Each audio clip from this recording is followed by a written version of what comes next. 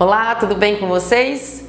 Espero muito que sim. Bem-vindos ao meu amado Direito Civil, bem-vindos ao estudo do Direito de Família. Estudando aqui casamento, né? Vamos falar hoje sobre o momento tão esperado, que é a cerimônia do casamento. Mas antes, se você não é inscrito nesse canal, por favor, vá lá, se inscreva, ative as notificações, deixe o seu comentário.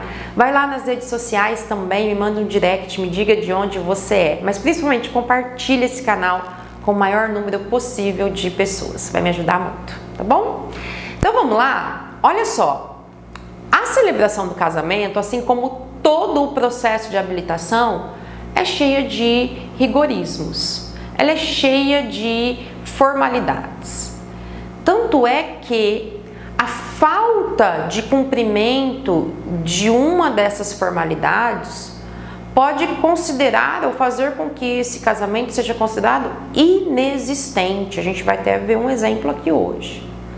Então, a formalidade, a necessidade de que o casal esteja adequado a essa formalidade, ela é necessária para a validade do casamento.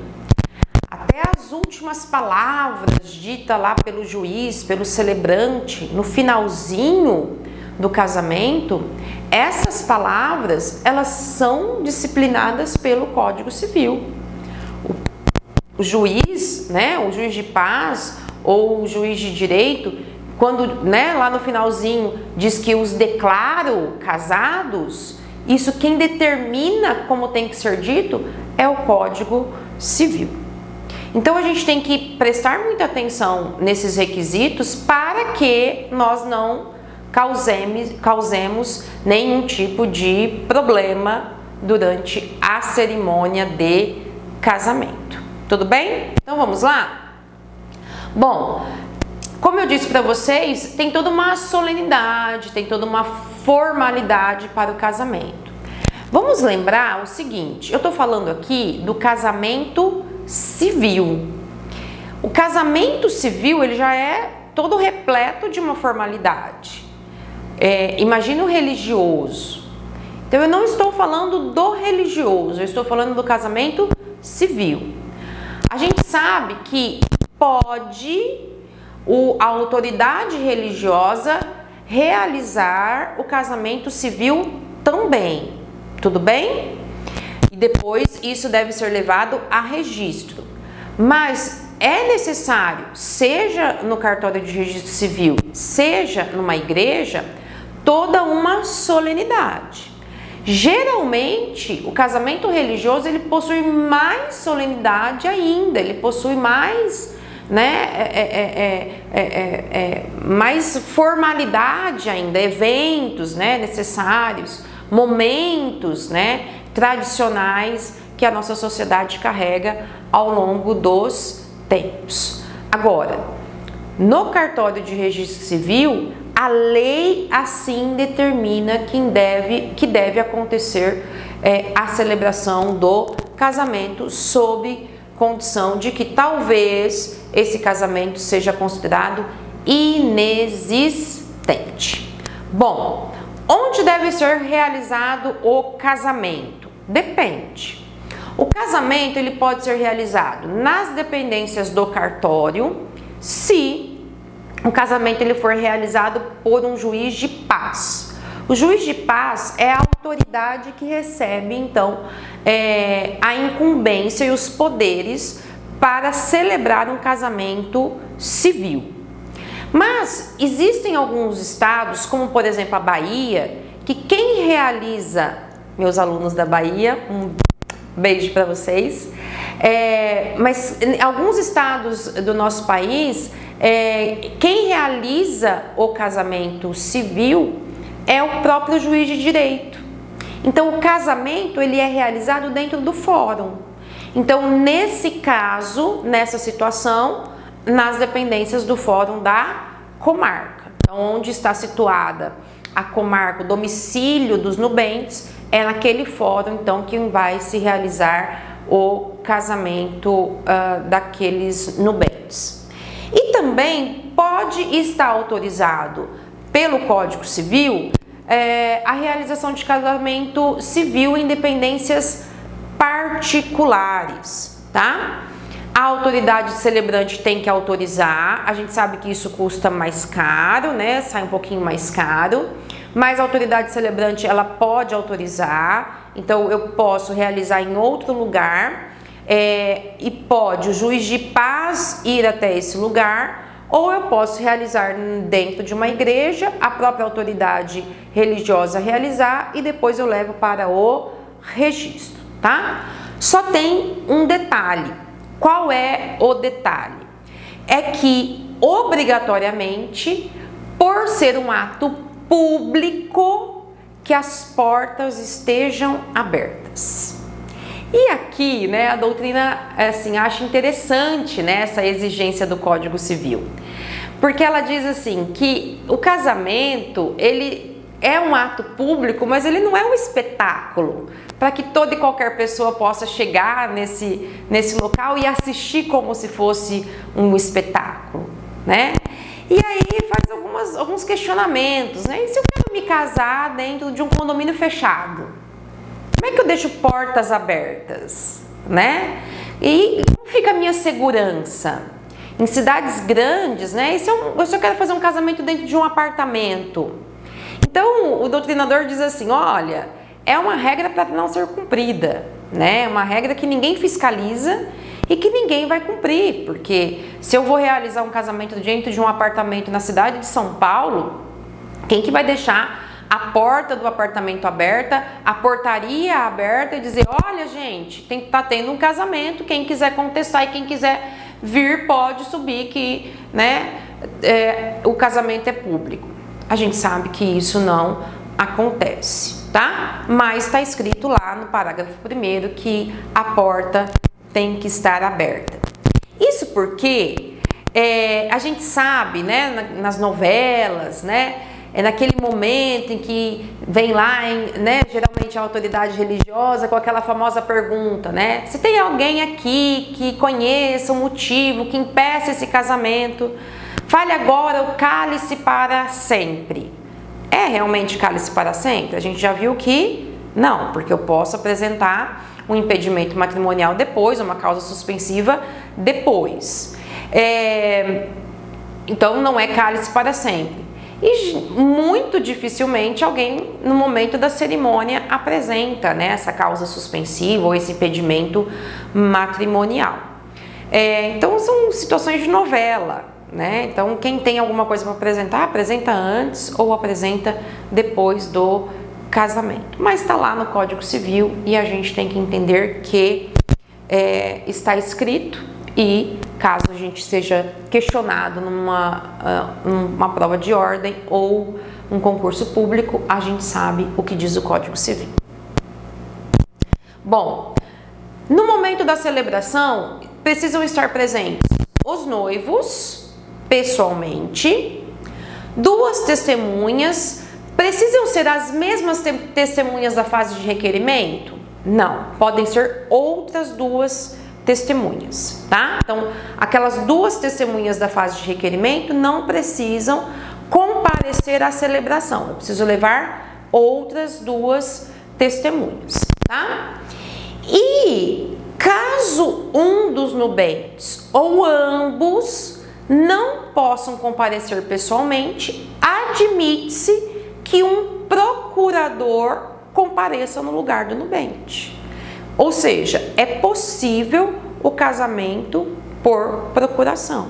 A gente viu que na fase do requerimento é possível que um representante, um procurador, vá e assine o requerimento no lugar do nubente.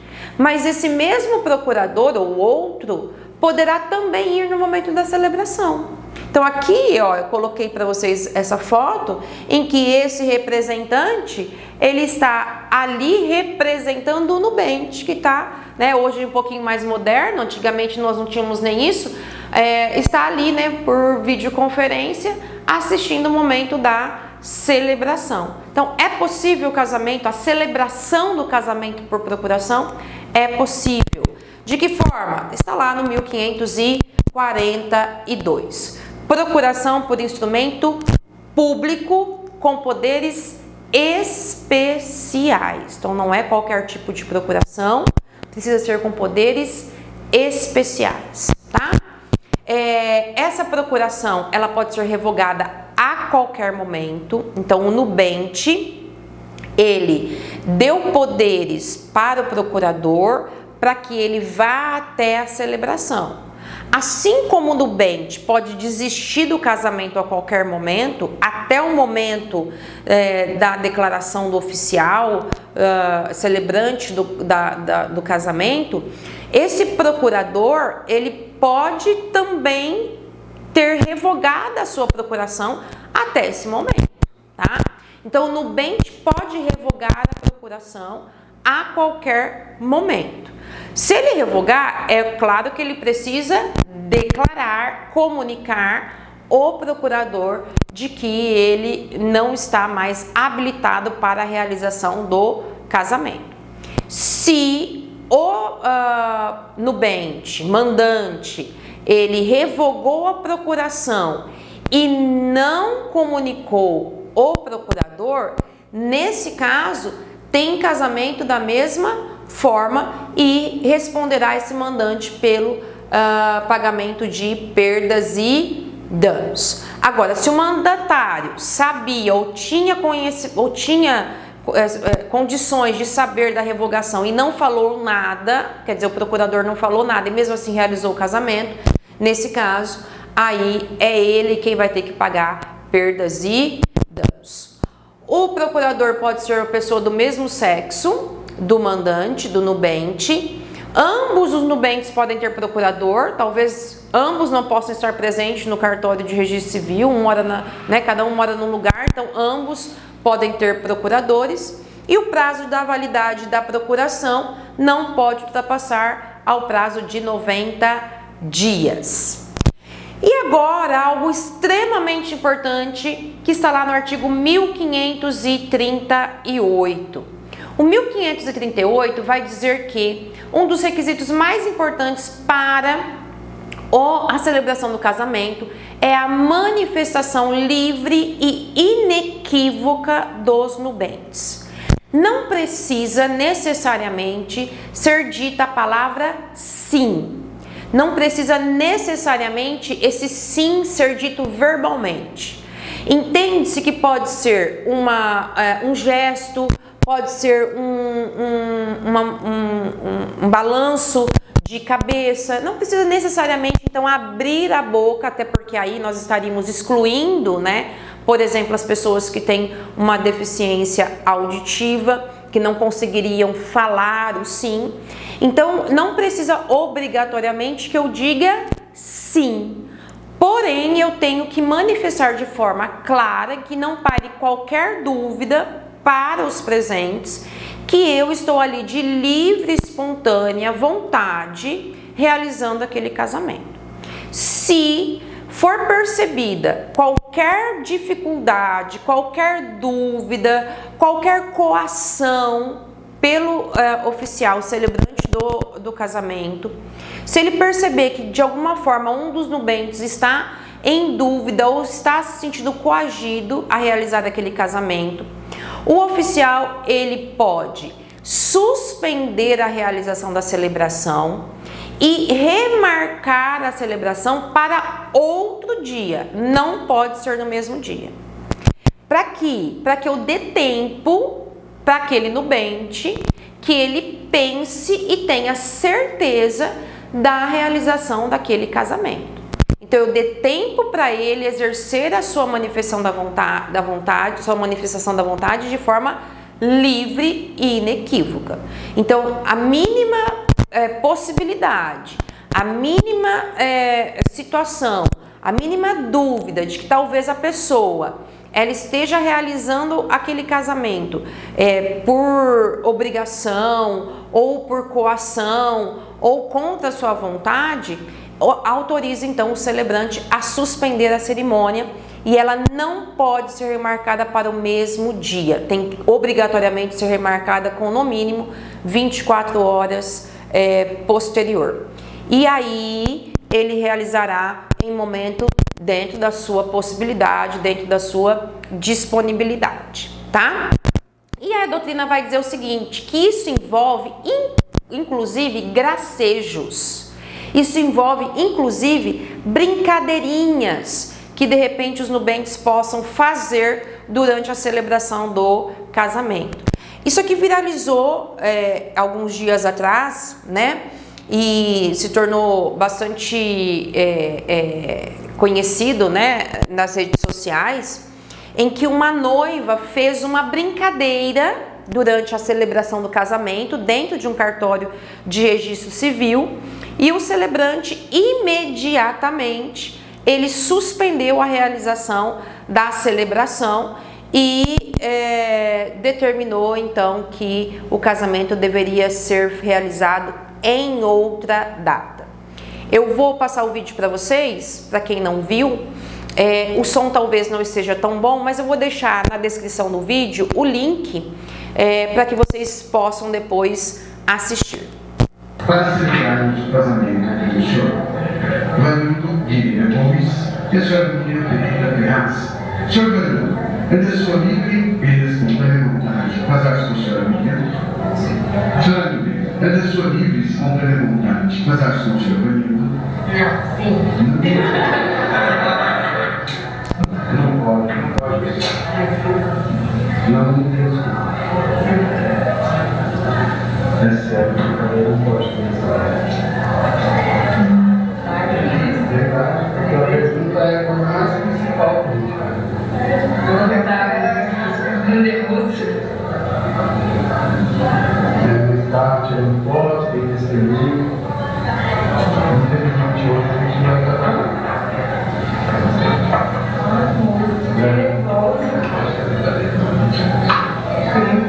Vou falar com a Marina, aí você vai chamar a casa semana que vem. Infelizmente, eu não posso deixar, porque para mim não tem problema, não tem processo, não pode buscar. Vocês viram aí, né, que no final ele até pega a aliança, olha bem para a aliança, né, deve estar querendo repensar, né, a atitude da noiva, né, e o oficial diz, olha, não pode, nós temos testemunhas, nós temos pessoas filmando, tirando foto, você fez uma brincadeira, mas esse gracejo, ele não permite que eu continue a celebração do casamento, isso pode dar um problema para mim, então eu vou marcar para a semana que vem, né? Então vocês veem como que a formalidade, a seriedade da celebração é algo extremamente rigoroso. Lembra agora, né, daquelas dispensas que a gente falou na nossa aula passada? Aqui a gente vai lembrar da dispensa do edital de proclamas, lembra? Então, a celebração do casamento realizada sem o edital de proclamas. Está lá no artigo 1539. Vale lembrar que aqui teve requerimento, teve a fase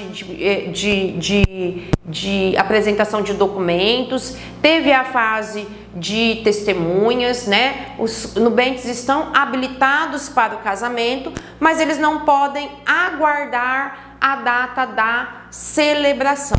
Como será então essa celebração do casamento?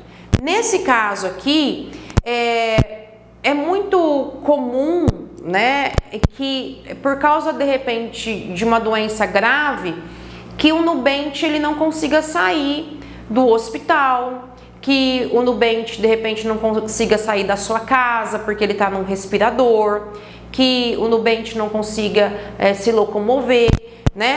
Então essa moléstia, essa doença coloque ele em risco de vida.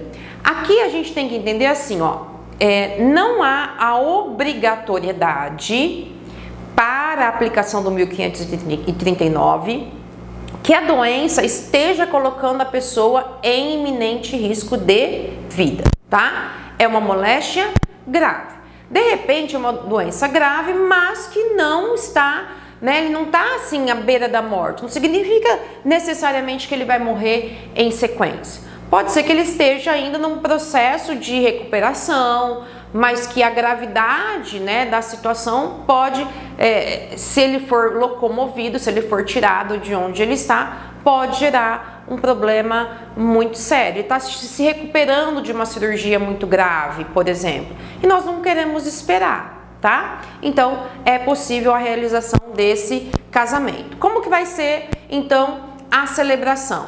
O juiz, acompanhado do oficial do cartório, então o juiz de paz ou o juiz de direito, ele acompanhado do oficial do cartório, ele vai até onde o noivo, o nubente adoentado está. Pode ser numa clínica, pode ser num hospital, pode ser na própria residência, pode ser à noite, pode ser em qualquer outro horário, também na presença de duas testemunhas. E lá ele realiza o casamento. Se esse juiz ou se esse oficial ele não puder comparecer, ele designa um oficial ad hoc, alguém que possa naquele ato, naquela situação, então, o representar e que assinará o registro, né, e que efetuará o registro do casamento sem problema algum. Agora, esse aqui que é o do 1540, que é aquele que eu falei para vocês do casamento num culpativo. Esse casamento num culpativo é aquele em que dispensa-se tudo, tanto o processo de habilitação quanto a celebração. Na verdade, há aqui uma flexibilização total do rigor e dos requisitos estabelecidos pelo Código Civil acerca do casamento. Eu disse para vocês que esse casamento num culpativo, ele é extremamente raro, não há notícias e registros de um casamento num culpativo ocorrido ao longo de décadas no nosso ordenamento jurídico, mas o Código Civil mantém a previsão, apesar de ser quase que impossível o seu reconhecimento, tá? Quando que acontece um casamento num culpativo? Ele acontece também em razão de uma urgência, de uma absoluta falta de tempo, em que um dos nubentes ele esteja em iminente risco de vida, a ponto de que se eu for esperar chegar um celebrante, se eu for esperar chegar uma autoridade, é possível que ele morra antes disso. Então, permite-se que os próprios nubentes realizem o casamento. Então, os próprios nubentes ali vão realizar aquele casamento através da sua manifestação da vontade. Quais são os requisitos? 6 testemunhas sem parentesco com os nubentes, que manifestarão de forma audível, clara e inequívoca a sua vontade na celebração do casamento. Essas 6 testemunhas, após a realização do casamento, deverão, para regularizar o casamento, comparecer ao cartório de registro civil no prazo de 10 dias após a celebração do casamento e requerer então que seja homologado judicialmente esse casamento. E terão que provar que a situação era emergente, provar que foram convocados pelos nubentes e provar que houve livre manifestação da vontade por eles. Como eu disse, raríssimo esse tipo de celebração reconhecida judicialmente. Bom, professora, qual o momento exato em que eu posso me declarar casada? O momento que eu recebo a certidão de casamento? O momento em que registra-se o casamento? O momento em que eu digo sim? O momento em que o celebrante me considera casada? E aí a doutrina vai fazer uma confusão, dizer e, né, às vezes considerar diversos momentos diferentes, tá? mas pacificado o entendimento de que o casamento ele se realiza no momento em que as partes se manifestam perante o juiz e o juiz os declara casados. É um ato conjunto. Eu manifesto e a partir do momento em que eu me manifesto junto com o meu nubente, o juiz me declara casada. Então a minha simples manifestação não faz com que eu seja considerada casada ainda. Por quê? Pode ser que o meu nubente venha e diga não. Vocês viram no vídeo? Ele disse primeiro sim. Ela foi e disse não. Estão casados? Não. Não estão casados. Então, quando que nós somos considerados casados? Aqui, ó. Artigo 1535. O que deve a autoridade celebrante dizer quando dá a cerimônia de casamento, colocando fim à cerimônia de casamento? De acordo com a vontade que ambos acabais de afirmar perante mim, de vos receberdes por marido e mulher, eu, em nome da lei, vos declaro casados. Aqui já ultrapassado, com as expressões marido e mulher, mas olha só, né? Tamanha a formalidade que o próprio Código Civil dizendo o que a autoridade celebrante tem que dizer para colocar fim à celebração do casamento. É nesse momento que o casal agora não é mais nubente, não são mais noivos, agora eles são cônjuges. Tudo bem? Então encerramos aqui a celebração do casamento, mas continuaremos ainda a falar sobre o direito de família, muitas coisas ainda sobre o direito de família. E eu espero vocês aqui. Espero que vocês fiquem bem, fiquem com Deus e até a próxima aula.